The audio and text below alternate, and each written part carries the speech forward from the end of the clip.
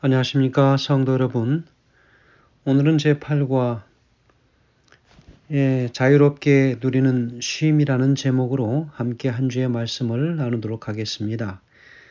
오늘 함께 말씀의 제목을 가지고 말씀을 나눌 때에 우리의 삶 속에서 자유를 누리지 못하던 많은 부분들 속에서 자유롭게 쉼을 누리는 우리 모든 믿음의 형제 자매들이 되길 간절히 소망하면서 함께 말씀을 열겠습니다. 말씀 나누기 전에 기도하겠습니다.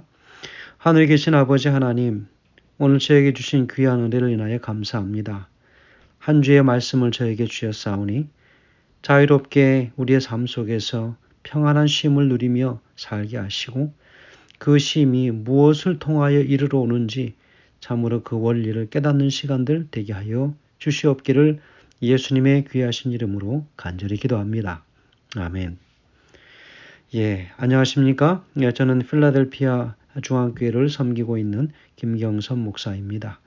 한 주의 말씀을 함께 나누면서 말씀 속에서 주시는 참된 평안한 쉼을 누리는 원리들을 함께 말씀 속에서 찾으면서 그 원리들을 우리의 삶 속에 적용하며 실천하는 모든 믿음의 가정들이 되시길 간절히 소망합니다. 한 주의 기억절의 말씀 봉독합니다. 시편 27편 1절입니다. 여호와는 나의 빛이요 나의 구원이시니 내가 누구를 두려워하리요. 여호와는 내 생명의 능력이시니 내가 누구를 무서워하리요? 라고 기록하고 있습니다. 예수님께서 이 땅에서 사역하시는 동안 만났던 많은 사람들, 바로 그들은 병자들이었습니다. 예수님께서는 늘 고아와 과부와 병자들을 만나셨지요. 그리고 그들을 측은히 여기시고 그들을 불쌍히 여기시고 도우셨습니다. 그래서 많은 특별히 중증 환자들을 만났죠. 어떤 사람들은 죽을 정도로 아픈 사람들이었습니다. 위급한 사람들도 있었습니다. 그들은 치료를 받고 고통으로부터 쉼을 얻기 위해서 예수님 곁에 몰려들었죠. 그리고 그들은 항상 원하는 것을 공급받았습니다. 우리 예수님께서는 그들의 믿음을 따라 늘 고쳐주셨습니다. 고침을 받음으로 그들은 참된 쉼의 평안을 누리게 됩니다. 오랜 세월 동안 자신의 건강으로 인하여 전전긍긍하면서 마음의 걱정 근심에 눌려서 한순간도 마음이 평안한 적이 없었던, 쉼을 얻을 수 없었던 그런 삶들을 살았지요. 그러나 그들은 그들의 믿음을 따라서 주시는 참된 질병의 치유, 참된 그들의 영혼의 해방으로부터 그들이 자유를 누리게 됩니다. 그러니 그들의 쉼은 얼마나 평안하겠습니까?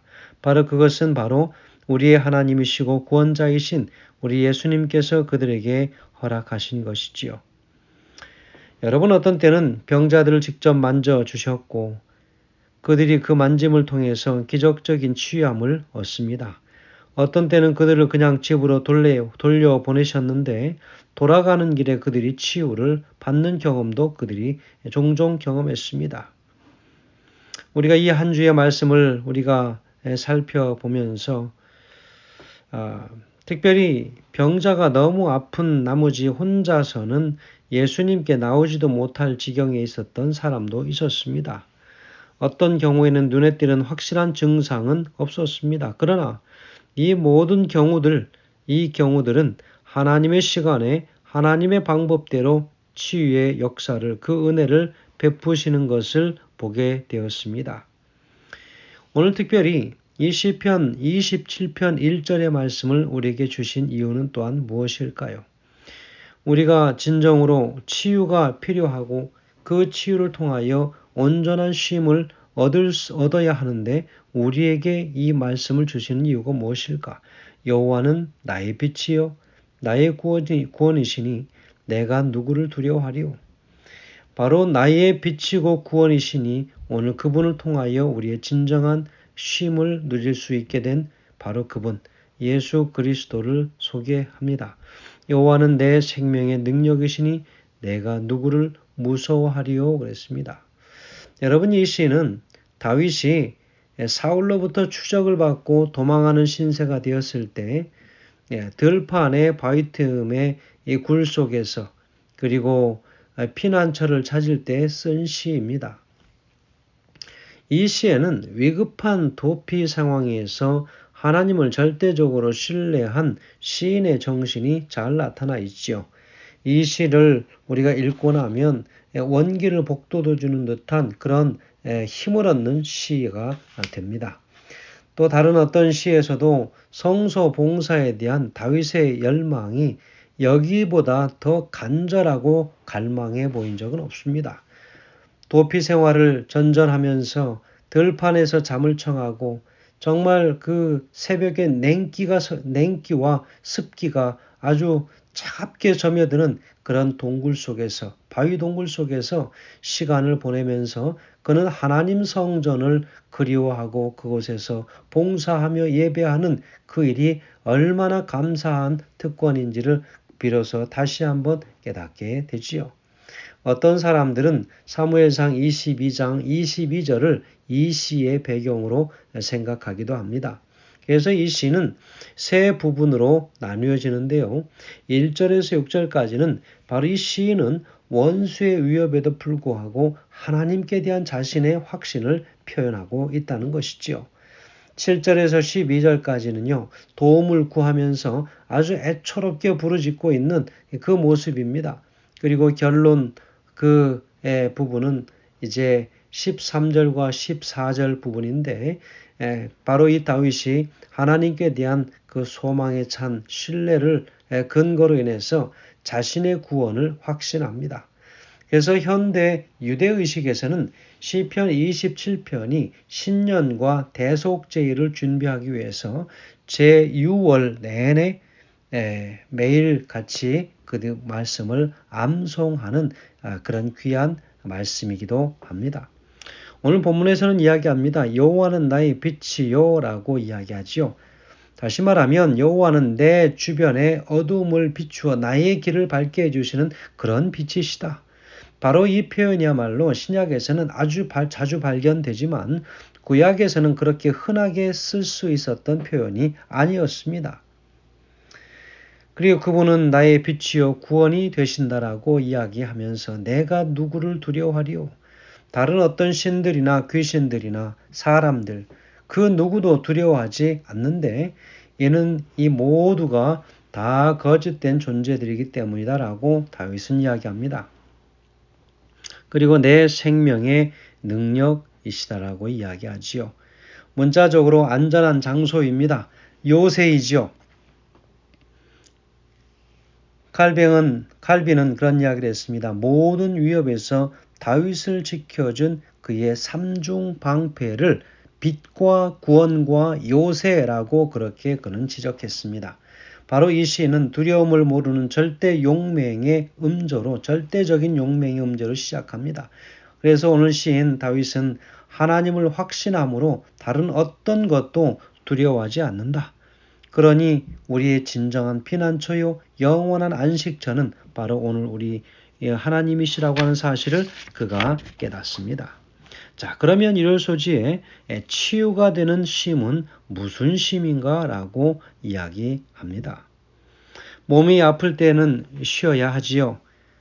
몸이 쉬어짐으로 인하여 특별히 또 수면의 시간을 통해서 약해졌던 피곤했던 우리 몸속의 모든 면역 체계들이 회복될 수 있도록 육체적인 쉼이 필요합니다. 그러나 그에 못지않게 더 중요한 것은 정신적인 쉼도 필요하다는 것이지요. 생명을 위협할 수 있는 질병을 앓게 되었을 때 우리는 잠시 동안 누워서 얼마 전 받았던 병원 검사 결과가 어떻게 나오는지 왜 이런 일이 일어났는지를 생각하기 시작하지요. 그동안 가지고 있던 잘못된 건강 습관 때문이었을까? 20년 전에 복용했던 어떤 그런 약 때문일까? 온갖 추측들을 하고 생각을 하게 됩니다. 여러분 여기 마가복음 2장 1절에서 4절까지에는 예수님께서 고치신 중풍병자의 이야기가 나옵니다. 많은 세월 동안 이 중풍병자는 고난을 받았습니다. 그래서 많은 사람들이 모여서 그 중풍병자가 움직일 수 없었기 때문에 그를 문 앞에라도 메어다 놓자라고 이야기합니다. 그래서 그가 그렇게도 만나고 싶어 하던 예수님을 만나게 되지요. 그래서 예수님께서 말씀하십니다. 그래서 사람들이 한 중풍병자를 이제 메어 옵니다. 그래서 예수님께서 계신 바로 그 집으로 바로 사람들이 다 에워싸고 있었기 때문에 그들은 그를 지붕으로 메어 올려서 지붕에서 바로 예수님이 계신 발 앞으로 매달아 내립니다. 그래서 지붕을 뜯어서 구멍을 내고 중풍병자의 누운 상을 달아 내립니다. 그런데 예수님께서는 병자에게 뜻밖의 말씀을 하시지요. 소자야, 내 죄 사함을 받았느니라 라고 이야기합니다. 무슨 죄를 지었을까요?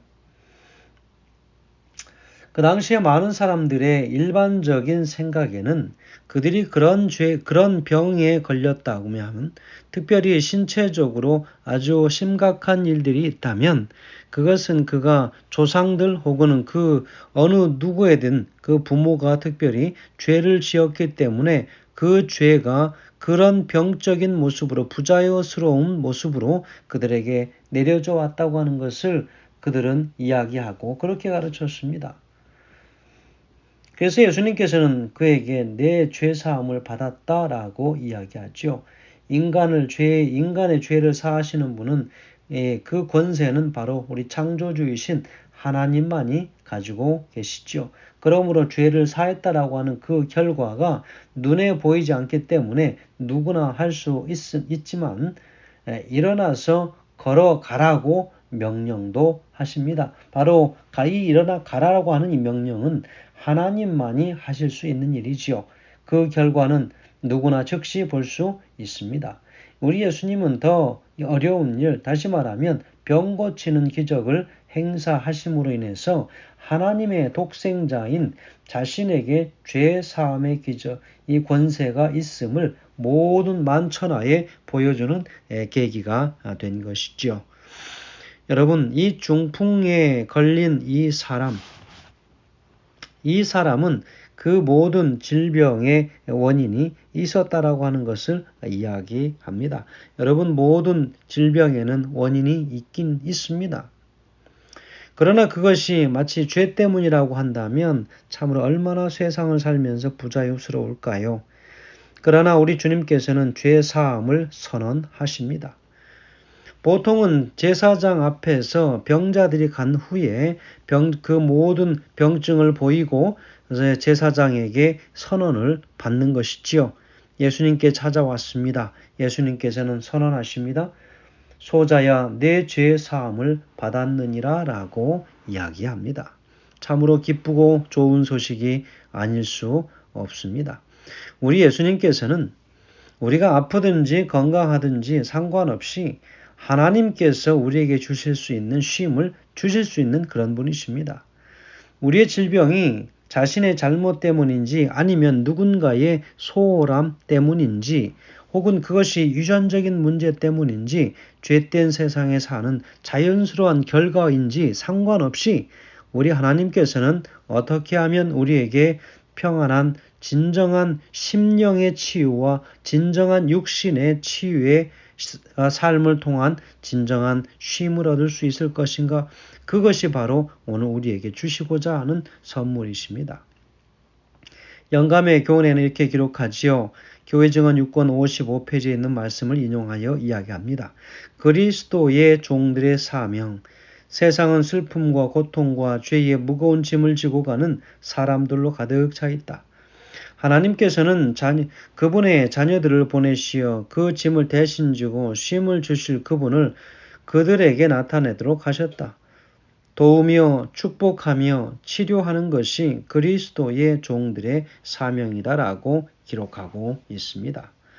여러분, 우리가 해결할 수 없는 질병의 문제 앞에서 그렇게 된 이 원인을 찾는 것보다 더 중요한 것은 그런 상황 속에서도 우리에게 쉼을 주실 수 있는 하나님을 만나는 일입니다. 바로 오늘 이 중풍병자들 친구들이 한 일은 바로 영원한 우리의 치료자이신 바로 예수 그리스도를 그가 한 번이라도 만나볼 수 있도록 기회를 준 것입니다. 그 도움을 준 것이죠. 얼마나 다행스럽고 감사한 일입니까? 그가 예수님을 대면하면서 그의 진실된 믿음을 보고 바로 낫고자 하는 그의 열망을 보고 예수님께서는 그 질병을 낫게 하여 주십니다. 9절에서도 마가복음 2장 9절에서도 이야기하지요. 중풍병자에게 뇌 죄사함을 받았느니라 하는 말과 일어나 내 상을 가지고 걸어가라 하는 말이 어느 것이 쉽겠느냐. 그러나 인자가 땅에서 죄를 사하는 권세가 있는 줄을 너희로 알게 하려 하시고 그랬습니다. 바로 우리 예수님은 하나님 그분 자체이시라고 한 사실을 이야기하고 있습니다. 그가 죄를 진정으로 사해 줄 수 있는 분, 바로 그 권세를 가지신 분은 예수 그리스도 우리 하나님 한 분밖에 계시지 않다고 하는 것을 온 천하에 알려주고자 함이었죠. 성도 여러분, 오늘 특별히 우리가 이 한 주의 삶을 살아가는 이 벽두에 서서 우리가 진정으로 자유로운 쉼을 우리가 누리기 위하여 가장 첫 번째로 해야 할 것, 바로 그것은 예수 그리스도를 오늘 내 삶 속에서 만나고 그분을 체험하는 일입니다. 그러므로 인하여 우리의 눌렸던 심령들의 진정한 자유를 누리시게 되는 우리 모두가 되길 간절히 바라면서 말씀을 드리겠습니다. 감사합니다.